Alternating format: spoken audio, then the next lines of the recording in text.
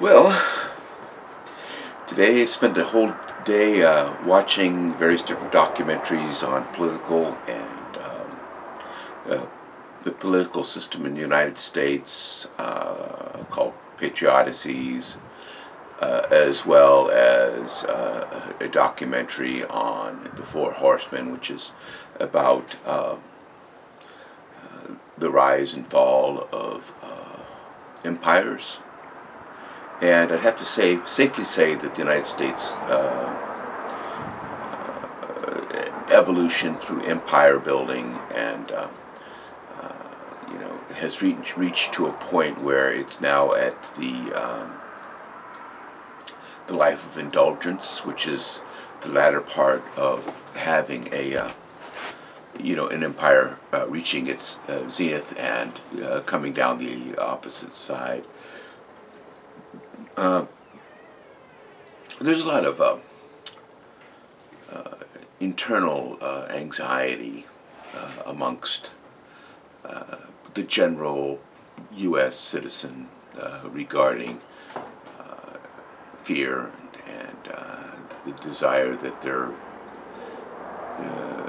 future is rather uncertain regarding employment and wages and affluence.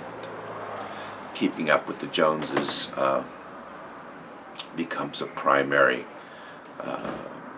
fantasy, and the reality is that they're worried about their next meal, their next mortgage payment, things of that nature. The country has become rather divisive and divided. People on the extremes of liberal and conservative are receiving the most amount of notice and publicity in our media. And media exists in a variety of different forms. One form is the people actually going out and trying to do as objectively a reporting job, gathering all the facts and doing all the facts basis, and trying to keep their personality out of the actual story itself, and to try to be as objective as possible. And those are what we call the traditional news reporters, which don't have necessarily an agenda. And then that particular news report is then used by commentaries and bloggers and pseudo commentary shows which pose as news reporting type of organizations, which just take the news, the traditional news, and they slant it, and they make jeering comments, and just basically as entertainment. Unfortunately, the general population can't tell. A good portion of them are led to believe that this is a reported piece, but in actuality it just feeds into an anxiety that they already have, or a predisposition for a particular look at the world.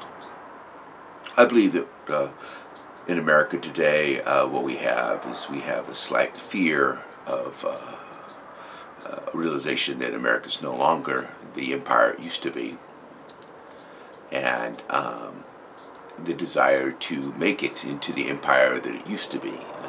The empire that used to be, the reason we got built up to such an immense, we just have to look at the history of America. We basically expanded into other people's land and stole their land, and then turned their land from one particular resource into an agricultural farm, and then from an agricultural farm into an industrial base, and then several wars existed around the world. And the last World War II, all of Europe, we were supplying military machinery and support to both sides of that war. And then once we picked a side, then we basically plundered Europe.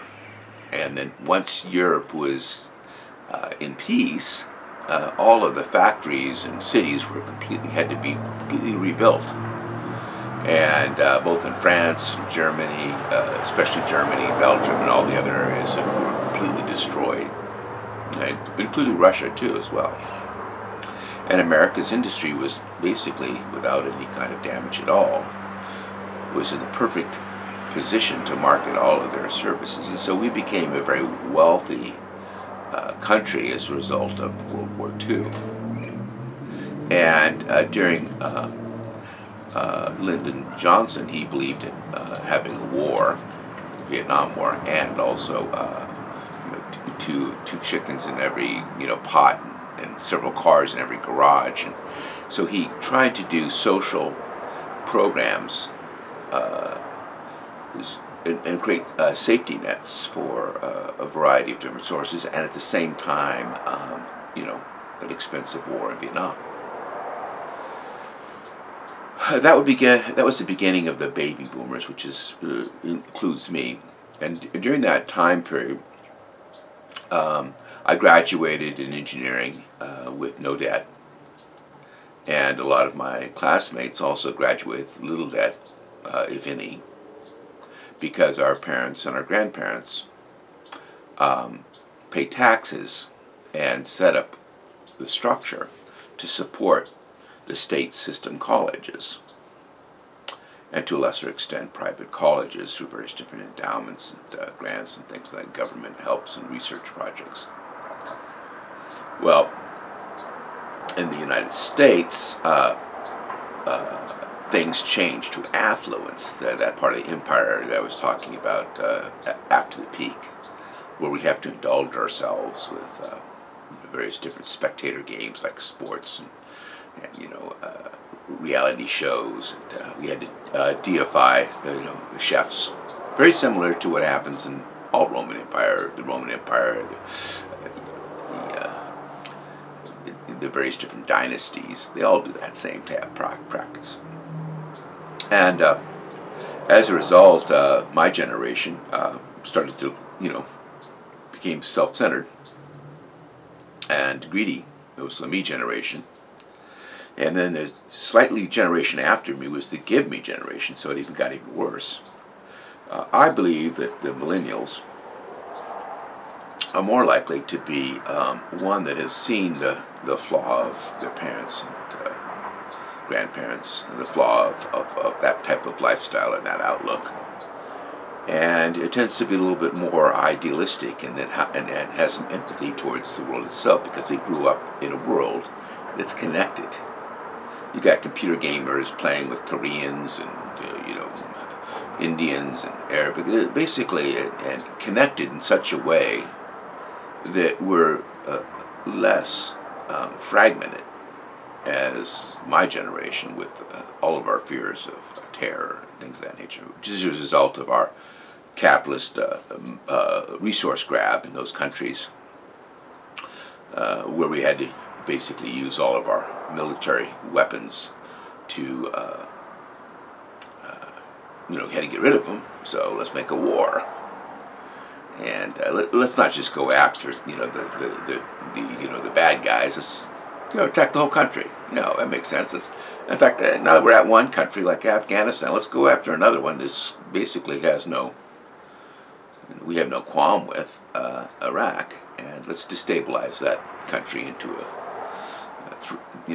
three groups: the Shiite Sunnis and the Kurds. And so, and all the results of any kind of domestic terror that we have pales in comparison to the terror that we cause each other in our various different school shootings and theater shootings and university shootings and all the shootings that we have. We have one in San Bernardino, and now all of a sudden now everybody's afraid of ISIS when 14 people killed, when we have basically literally a terrorist act every week. So we have one out of 15, 20 years, and now we're all afraid of ISIS when we should be really concerned about the fear and the violence and all the guns that are running around. Our neighbor could have an armory, have a squadron of soldiers with the guns that they have.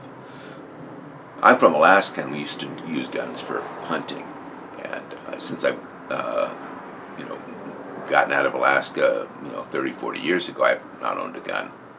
I don't believe that it makes me safer. It puts my mind in an area of like, oh, I'm going to be able to present myself and be safe when it's basically a pseudo-safe. Sometime in the near future, I'd like to make comments, and you can leave comments below. I'm open to every type of comment. I'm interested in a logical statement of some of the topics that I've just mentioned. Again, thank you very much for following my channel. If you could just subscribe, I'm going to every day have something new to offer. And maybe once a month I'll come up with a special program called I Want to Be A, which is basically a show about going out and interviewing mentors and asking them, if I want to be an engineer, what kind of activities do I do when I'm in elementary, middle school, and high school? And it's going to be like a 20-minute to 30-minute show.